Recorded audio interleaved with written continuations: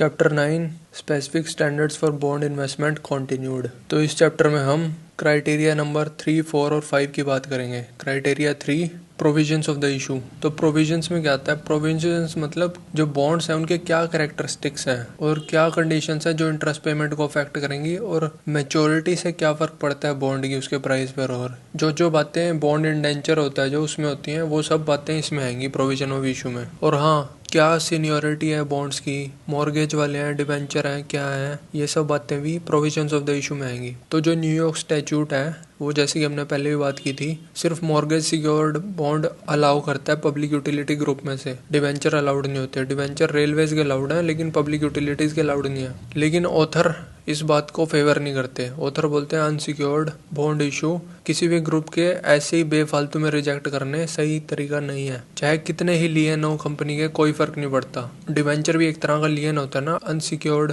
Date होता है। तो ये जूनियर लियन होता है क्योंकि इससे ऊपर वो सिक्योर्ड वाले भी होते हैं, मॉर्गेज वाले।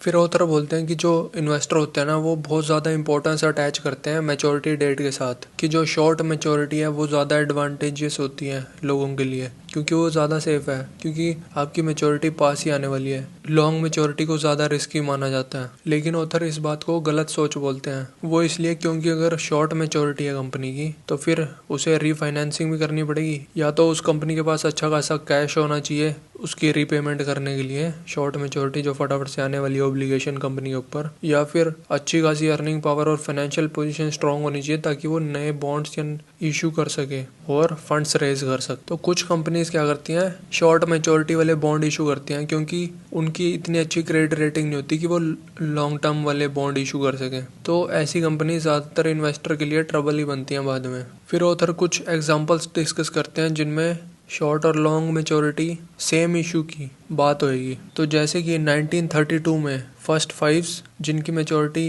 1934 में थी, और सेम वही बॉन्ड जिसकी मैच्योरिटी 1944 में थी, सेम कंपनी का ही बॉन्ड, बस मैच्योरिटी में फ़र्क है। कूपन रेट भी सेम है। फर्स्ट फाइव्स का मतलब, फर्स्ट का मतलब होता है कि सीनियोरिटी में नंबर 1 है, वो पहले नंबर पे है। फाइव्स मतलब 5% कूपन रेट है। सिक्सेस मतलब 6% कूपन रेट है। सेवन्स मतलब 7% कूपन रेट है। और अगर फर्स्ट की जगह सेकंड होगा तो मतलब सीनियोरिटी में सेकंड नंबर पे हो। डिवेंचर होगा तो अनसिक्योर्ड है वो। ड्यू 1934 मतलब कि मैच्योर होने वाले हैं 1934 में। ड्यू 1944 मतलब 1944 में मैच्योर होने वाले हैं। टर्मिनोलॉजी क्लियर होगी। तो जो 1934 में मैच्योर होने वाले थे उनका प्राइस था 96.5, और जो 1944 वाले थे उनका प्राइस था 35। मतलब 1932 में आप जो 2 साल बाद मैच्योर होने वाली थी उसको आप $96.5 में खरीद सकते थे, और जो 12 साल बाद मैच्योर होने वाली थी उसको आप $35 में खरीद सकते थे। तो फिर हुआ क्या, तो जब 1934 आया तो कंपनी ने मैच्योरिटी पे अपनी जो ऑब्लिगेशन थी वो पे ऑफ कर दी थी, और जो 1944 वाला इशू था ना उसका प्राइस बढ़ के 91 हो गया था। तो ये ज़्यादा बढ़िया अपॉर्चुनिटी थी इन्वेस्टर के लिए क्योंकि इसमें प्रॉफिट हो रहा था प्रिंसिपल का। फिर दूसरे एग्जाम्पल पे आ जाओ, सिक्योर्ड 6.5% जिनकी मैच्योरिटी 1933 में थी, और सिक्योर्ड 6.5 ही जिनकी मैच्योरिटी 1935 में थी। इनका प्राइस 1932 में जो शॉर्ट मैच्योरिटी वाला है उसका था 94, और जो लॉन्ग मैच्योरिटी वाला है उसका था 43। तो ये दोनों मैच्योरिटी पे कंपनी ने पे ऑफ कर दिए थे। तो इसमें भी लॉन्ग मैच्योरिटी वाली ज़्यादा बेहतर परचेज थी क्योंकि वो सस्ते में मिल रही थी आपको। फिर एक दूसरा है जिसका जो शॉर्ट मैच्योरिटी वाला था वो 99 पॉइंट कुछ में बिक रहा था 1938 में, और जो 1954 वाला था वो $45 पे बिक रहा था। तो दोनों ही डिफ़ॉल्ट हो गए थे 1939 में ही, अपनी अपनी मैच्योरिटी से पहले ही। जो 1944 वाले का प्राइस था वो गिर के 36 पे आ गया था, और जो $45 वाला था उसका प्राइस गिर के $20 पे आ गया था। तो जो ज़्यादा महंगा था उसका प्राइस ज़्यादा गिरा था। तो उधर ऐसे ही 2-3 एग्जाम्पल और देते हैं।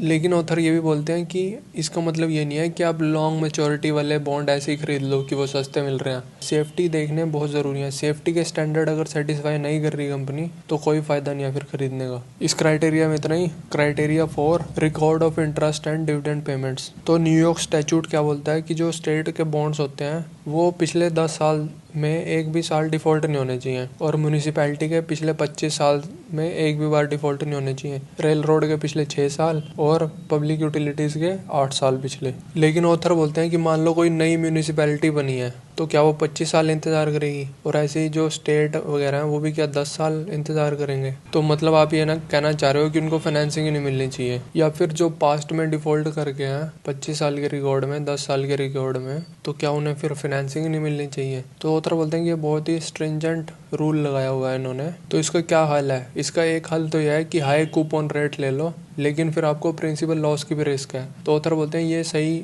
आइडिया नहीं है, जैसे कि पहले भी ऑथर ने हर बार बोला है। तो सही तरीका क्या है कि अब आप ना अपने स्टैंडर्ड्स उनको भी स्ट्रिंजेंट कर दो, ताकि जो फेलियर हुआ है कंपनी का पास्ट में पिछले 25 साल में, उसको वो कंपेंसेट कर सकें आपके स्ट्रिंजेंट स्टैंडर्ड्स। जैसे कि आप ये चीज़ें देखोगे कि जो सिटी या स्टेट है, क्या उसने रिहेबिलिटेशन कर लिया, अपनी एक्सपेंडिचर रिड्यूस कर दिए हैं, टैक्स रेट बढ़ा दिए हैं ताकि वो ज़्यादा से ज़्यादा रेवेन्यू इकट्ठा कर सके, या फिर अपना डेट कम कर दिया है, कॉरपोरेट रीऑर्गेनाइजेशन होगी है कंपनी में। ये सब चीज़ें देखनी पड़ेंगी आपको। तो आप हायर यील्ड तो मांगोगे, इसलिए नहीं कि प्रिंसिपल लॉस की रिस्क है आपको, बल्कि इसलिए खुद को सेटिस्फाई करने के लिए। तो पहले बेकार था इसलिए मैं हाई यील्ड लूँगा। तो ये थोड़ा अजीब सा लगेगा सुनने में, लेकिन ऑथर ने यही बोला है। फिर आ जाओ डिविडेंड रिकॉर्ड पे। डिविडेंड रिकॉर्ड में यह है कि कंपनी ने पिछले 5 साल डिविडेंड पे किया हो रेगुलरली, क्योंकि ये माना जाता है कि जो कंपनीज डिविडेंड पे करती हैं वो सक्सेसफुल कंपनीज होती हैं। और बात भी सही है वैसे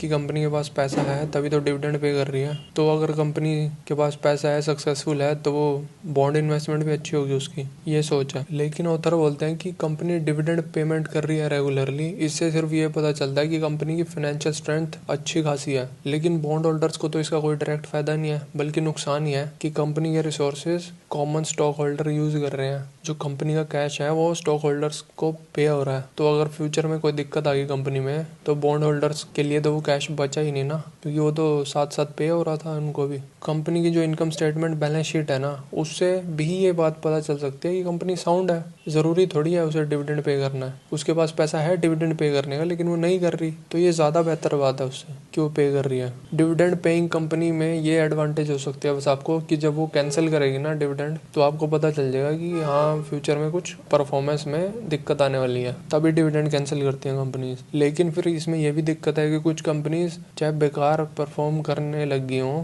कंडीशन वीक होगी हो कंपनी की, लेकिन फिर भी डिविडेंड पे करते रहेंगे ताकि उनकी क्रेडिट रेटिंग ना कम हो जाए। तो ये बहुत ही डेंजरस चीज़ है, तो इसका भी ध्यान रखना पड़ेगा। अब आ जाओ criteria number 5, relation of earnings to interest requirements. यही है इंटरेस्ट कवरेज रेशो, यही है इंटरेस्ट अर्न्ड या फिर अर्निंग्स मल्टीपल, जो भी कह लो, यही सबसे इंपॉर्टेंट चीज़ है यहाँ पे। इसी को मार्जिन ऑफ सेफ्टी बोल रहे हैं यहाँ पे। तो न्यूयॉर्क स्टैट्यूट क्या बोलता है इसमें? न्यूयॉर्क स्टैट्यूट रेल रोड के मॉर्गेज बॉन्ड्स को लेके बोलता है कि 1.5 टाइम्स होना चाहिए जो अर्निंग्स है इंटरेस्ट चार्जेस की, 1.5 गुना होनी चाहिए पिछले 6 साल में से, पिछले 5 इंडिविजुअल सालों में। तो जो पिछले 6 साल है उनमें से कम 5 सालों में इंटरेस्ट कवरेज रेशो 1.5 होनी चाहिए। और जो रिसेंट पिछला साल है उसमें ज़रूरी है, पहला साल वो, और फिर उसके बाद जो उससे पिछले 5 साल बच गए उनमें से कोई भी 4 सालों में हो सकती है, समझ गए। और फिर जो डिबेंचर हैं रेल रोड के या फिर इनकम बॉन्ड्स हैं, इनकम बॉन्ड्स के बारे में, प्रेफर्ड स्टॉक के बारे में जब डिस्कस होगा तब होगा इनके बारे में भी डिस्कस। तो इनकी जो मल्टीपल है वो 2 टाइम्स होना चाहिए, लेटेस्ट साल में भी, जो भी पिछला साल गया है उसमें, और जो उससे पहले वाले 5 साल हैं उनमें से 4 सालों में, किसी भी 4 साल में। और जो पब्लिक यूटिलिटीज हैं उनमें जो पिछले 5 साल की एवरेज अर्निंग्स है ना, वो 2 टाइम्स होनी चाहिए पिछले 5 साल की एवरेज इंटरेस्ट चार्जेस की। तो जो अभी हमने रेल रोड्स की बात की उनमें तो हम इंडिविजुअल ईयर्स की बात कर रहे हैं, लेकिन जो पब्लिक यूटिलिटीज है इसमें हम एवरेज ले रहे हैं सालों की। तो इंटरेस्ट कवरेज रेशो निकालने के लिए आपको 3 बातों का पता होना चाहिए। पहला, कौन सा मेथड यूज करना है कंप्यूट करने के लिए। दूसरा, कि कितनी कवरेज चाहिए, amount of coverage, minimum requirement कितनी है हर एक इंडस्ट्री की। और तीसरा, कि कितना टाइम पीरियड कंसिडर करना है हमने टेस्ट का, जैसे अभी पीछे वो 5 साल 6 साल बोल रहा है। तो पहले आ जाओ आप कंप्यूटेशन मेथड में। इसमें 3 मेथड की बात करी है, prior deduction method, cumulative deduction method और टोटल डिडक्शन मेथड, या फिर ओवरऑल मेथड भी बोलते हैं तीसरे वाले को। तो एक एग्जांपल लेके डिस्कस कर लेते हैं इसके बारे में। मान लो एक कंपनी है जिसके 10 मिलियन फर्स्ट मॉर्गेज है, 5% बॉन्ड है, और 5 मिलियन डिवेंचर है, वो 6% बॉन्ड है। तो और एवरेज अर्निंग्स कंपनी की है 1.4 मिलियन। तो इंटरेस्ट कितना पे करना पड़ेगा कंपनी को? जो फर्स्ट मॉर्गेज वाले हैं उन पे 5% इसका 10 मिलियन का तो 500,000 पे करना पड़ेगा। तो इसकी कितनी होगी वो कवरेज रेशो, कर दो डिवाइड, 1400,000 को 500,000 से डिवाइड कर दो, 2.8 टाइम्स आ गई। और बच कितने गए फिर, 1400 के में से 500 के माइनस कर दो, 900 के रह गए। तो ये अर्निंग्स जो उससे छोटे वाले बॉन्ड्स हैं, जूनियर वाले जो कि डिवेंचर हैं, उनके लिए अवेलेबल है। और डिवेंचर पे कितना इंटरेस्ट पे करना पड़ेगा आपको, 6% 5 मिलियन का, तो ये 300,000 हो जाएगा। तब इसकी कवरेज रेशो निकालो, इसकी कवरेज रेशो आ गई 3 टाइम्स। तो अब मूर्खता वाली बात ये है यहाँ पे कि जो सीनियर वाला है उसकी तो कवरेज रेशो है 2.8 टाइम्स और जो जूनियर वाला है उसकी कवरेज रेशो है 3 टाइम्स। तो इसका मतलब तो ये हो गया कि जूनियर इशू है जो वो ज़्यादा बेहतर प्रोटेक्टेड है सीनियर इशू के मुकाबले, जो कि बहुत ही बेवकूफ़ी वाली बात है, क्योंकि ऑब्वियसली जो सीनियर वाला इशू है वो ज़्यादा प्रोटेक्टेड होगा। जूनियर वालों को कैसे मिल जाएंगे पैसे, पहले तो इनको ही मिलेंगे। तो ये मेथड बहुत ही मिसलीडिंग है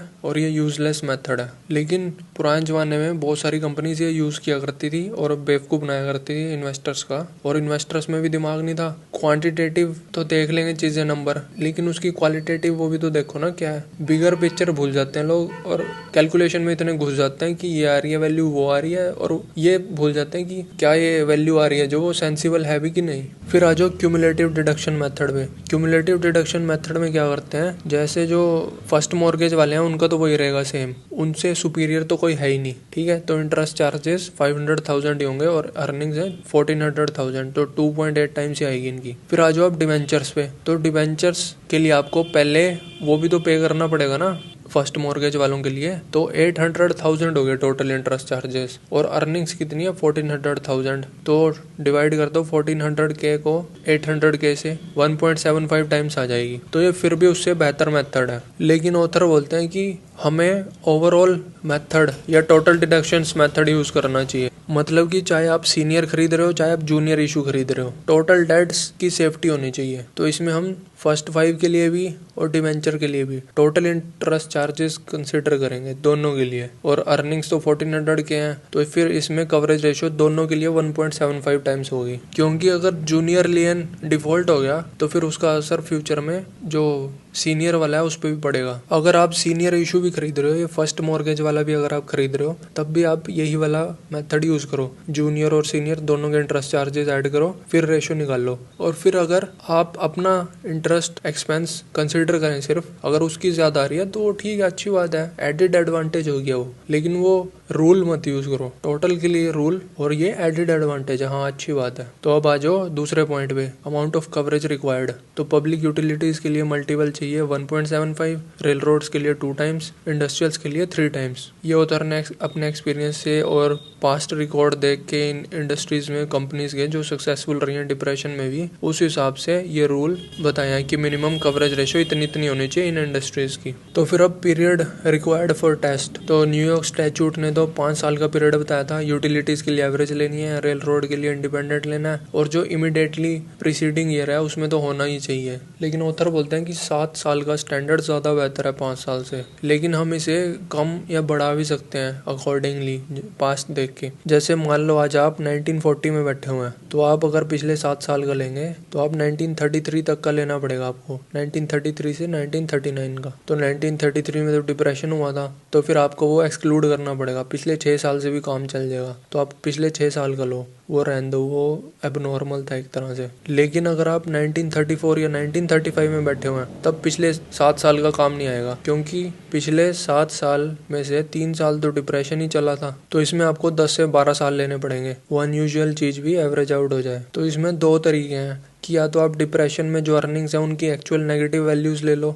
उसमें फिर इंटरेस्ट कवरेज रेशो बहुत ही कम आएगी। लेकिन ऑथर बोलते हैं कि आप उनको ना 0 ले लो, नेगेटिव भी मत लो, और 12 साल की कंसिडर करो, और फिर उसकी एवरेज लो, उससे फिर रेशो निकालो। तो ऑथर एवरेज वाला रेकमेंड करते हैं सेपरेट वाले के बजाय। फिर ऑथर बोलते हैं कि हमें इन चीज़ों पे भी ध्यान देना पड़ेगा कि अर्निंग्स का क्या ट्रेंड रहा है, और मिनिमम फिगर और फिर करंट फिगर क्या है। तो जैसे कि अर्निंग्स का प्रॉफिट अगर इंक्रीज राइजिंग ट्रेंड है तो वो अच्छी बात है, और करंट शोइंग भी अच्छी है तो वो भी अच्छी बात है। और अच्छा खासा मार्जिन मिल रहा है इंटरेस्ट चार्जेस के ऊपर, तो वो भी अच्छी बात है हर साल। और अगर ट्रेंड अनफेवरेबल है, मतलब डाउनवर्ड ट्रेंड है अर्निंग्स का, तो आप तब तक एक्सेप्ट ना करें जब तक, पहली बात तो अर्निंग्स कवरेज रेशियो बहुत ज़्यादा होनी चाहिए मिनिमम से। दूसरी बात कि जो अर्निंग्स का डाउनवर्ड ट्रेंड है, आपको पक्की वो होनी चाहिए कि ये हाँ टेम्परेरी है, परमानेंट नहीं है। ये नहीं कि मुझे लग रहा है कि ये टेम्परेरी है और ऊपर चला जाएगा, ये कोई रीज़न नहीं है। आपके पास अच्छी खासी कन्विक्शन होनी चाहिए, अच्छे खासे रीज़न होने चाहिए कि क्यों ऊपर चला जाएगा ये। धन्यवाद।